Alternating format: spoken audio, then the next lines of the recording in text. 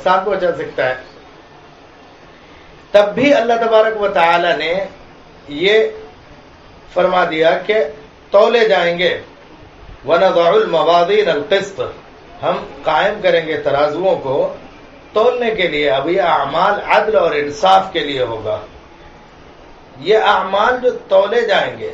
الموازین القسط میں، یہاں ایک علمی نقطہ بھی ہے کہ بعض حضرات نے الموازین القسط میں ایک دوسرے کو صفت مانا ہے، ایک دوسرے کی.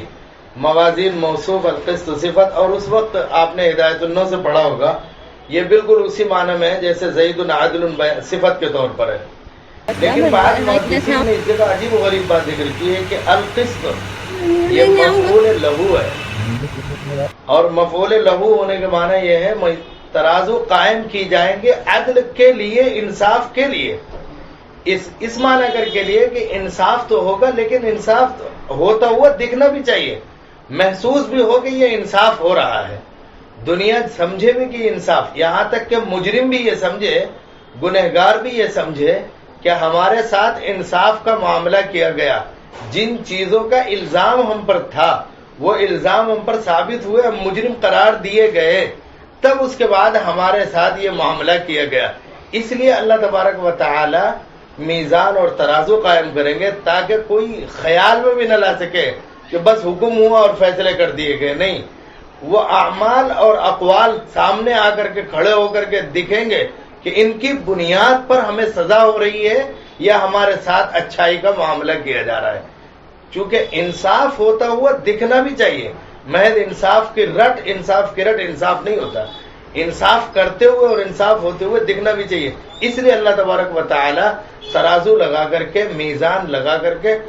عدل کو، صاف اور انصاف کو دکھلائیں گے بھی کہ انصاف ہو رہا ہے، انصاف ہوتا ہوا بھی دکھا. اب یہاں طالب علموں کے لیے خبردار خاص ہے کہ القسطاس یہ مصدر ہے عدل کے معنی میں. اصل میں یہ زبان عربی زبان کا لفظ نہیں، رومی کی زبان ہے، لیکن مصدر یہ مقسط کے معنی میں ہے. ثلاثی مجرد سے ہوتا ہے تو اس وقت اس کے معنی ظلم کے ہوتے ہیں، اور جب یہ ثلاثی مجرد سے نہیں مزید فی سے ہوتا ہے تو اس وقت اس کے معنی عدل اور انصاف کے ہوتے ہیں. اسی کی طرف اشارہ کرتے ہوئے امام بخاری نے فرمایا وَيُقَالُ الْقِسْطُ مَصْدَرُ الْمُقْسِطِ وَهُوَ الْعَادِلُ الْمُقْسِطُ وَهُوَ الْعَادِلُ وَأَمَّا الْقَاسِطُ فَهُوَ الْجَائِلُ. اسی طرف اشارہ کر رہے ہیں. پھر حدیث نقل کر کے اخیر میں دونوں کلموں کا ذکر فرمایا،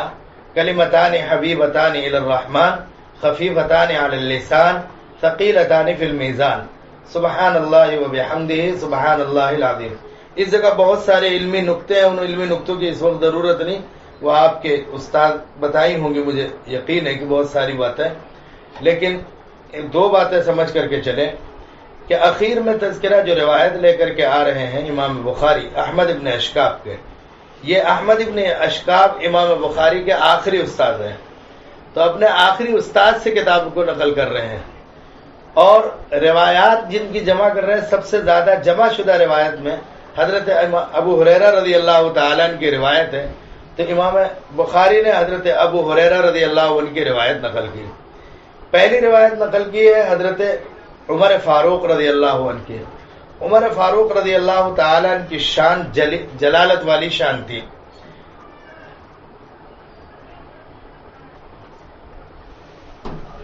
تو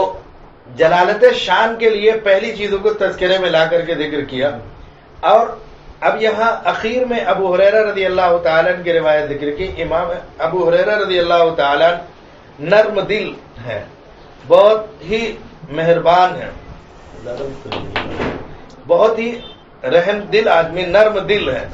تو ان کی نرم دلی کو سامنے رکھ کر کے آخری روایت جو ذکر کی گئی تاکہ رحم دلی بھی سامنے آ جائے اور اس بات کا بھی علم ہو جائے کہ عالم کو زیادہ سے زیادہ رحم دل ہونا چاہیے اور اپنے آپ کے اپنے اندر رحم پیدا کرنا چاہیے. مہربانی کا جذبہ اور مخلوق کے ساتھ اس کے تعلقات جو ہوں وہ نرمی کے زیادہ ہونے چاہیے. اس لیے ابو ہریرہ رضی اللہ تعالیٰ عنہ کی روایت کو اخیر میں امام بخاری نے نقل کیا، جس سے پتہ چل جائے کہ آدمی کے اندر نرمی زیادہ ہونا چاہیے، نرمی کو پسند کرنا چاہیے. اور اسی وجہ سے دو کلموں کو بھی تذکرہ کیا اور فرمایا کہ 2 کلمے ہیں، اللہ کو بہت محبوب ہے، اور اس میں صفت رحمان کا تذکرہ کیا اللہ کا کی۔ اللہ کی صفات تو بے شمار ہیں، اور ان کو بندہ گننا چاہے تو اسے نہیں گن سکتا ہے، لیکن صفت رحمان کو یہاں پر ذکر کر کے بندے کو بھی اس بات کی طرف اشارہ کر کے بتا دیا گیا، بندے کو بھی سمجھنا چاہیے کہ ہمارے اندر بھی رحم کا مادہ زیادہ ہونا چاہیے، اور یہ اشارہ اس لیے ہے کہ جب رحم کا مادہ زیادہ ہوگا تو آدمی دوسروں کے ساتھ عفو و درگزر کا معاملہ کرے گا، سختی کا معاملہ نہیں کرے گا، سختی سے بچے گا۔ اب زندگی میں بہت سارے، چونکہ یہاں سے اس کتاب سے اور اس آخری حدیث کے پڑھ لینے کے بعد عالمیت کا شعبہ تکمیل کو پہنچتا ہے، جب اوپر تک پہنچ گیا، اب آخر میں عالم بن کر کے سامنے آ گیا، تو اب اس کے علم کا مادہ جو ہوتا ہے پیدا ہونے کے بعد آدمی کے اندر ذرا سی بڑائی بھی آ سکتی تھی، اس لیے اس کو پہلے بتا دیا گیا کہ نرمی پیدا کرو، بڑائی کی طرف مت جانا، اور اسی کی طرف اشارہ کرتے ہوئے فرمایا تھا کہ تم اپنی باتوں میں بھی سوچ کر کے بولنا، تول کر کے بولنا۔ اس طرح کی دنیا میں جو باتیں تم بول رہے ہو یہ کہیں نہ کہیں ہمارے ریکارڈ میں رکھی جا رہی ہیں اور یہ تولی جائیں گی۔ حضرت مفتی شفیع صاحب رحمۃ اللہ علیہ فرمایا کرتے تھے کہ کوئی بات بولنے سے پہلے یہ سوچو کہ ہم کو کسی کورٹ میں اور عدالت کے سامنے اپنی اس بات کو ثابت کرنا پڑے گا۔ اگر دنیا میں بھی ہو سکتا ہے ثابت کرنا پڑ جائے، آج کل یہ سارے معاملات آتے ہیں کہ ہم بولیں تو بولنے کی بنیاد پر ان کا ثبوت پیش کرنا پڑتا ہے، تو دنیا میں بھی ہو سکتا ہے، اور اگر دنیا میں بھی اس عمل کو ثابت، اس بات کو زبان سے نکلنے والے الفاظ کو ثابت نہیں کرنا پڑے گا، تو آخرت میں تو ایک میزان طے ہے، شدہ ہی ہے، جہاں پر یہ اعمال بھی تولے جائیں گے تو یہ اقوال بھی تولے جائیں گے۔ جو بندہ بول رہا ہے زبان سے نکلنے والی باتوں کو بھی تولا جائے گا اور اس کو ثابت کرنا پڑے گا کہ ہم نے صحیح کہا ہے یا غلط کہا ہے۔ اس لیے اس بات کا دھیان رکھنا چاہیے، اس لیے عالم کو بہت زیادہ ان باتوں پر دھیان رکھنا پڑے گا کہ اپنی باتوں کو بھی تول کر کے بولے، خاص طور پر سنی ہوئی بات کو نقل کرنے میں بہت احتیاط برتنا چاہیے۔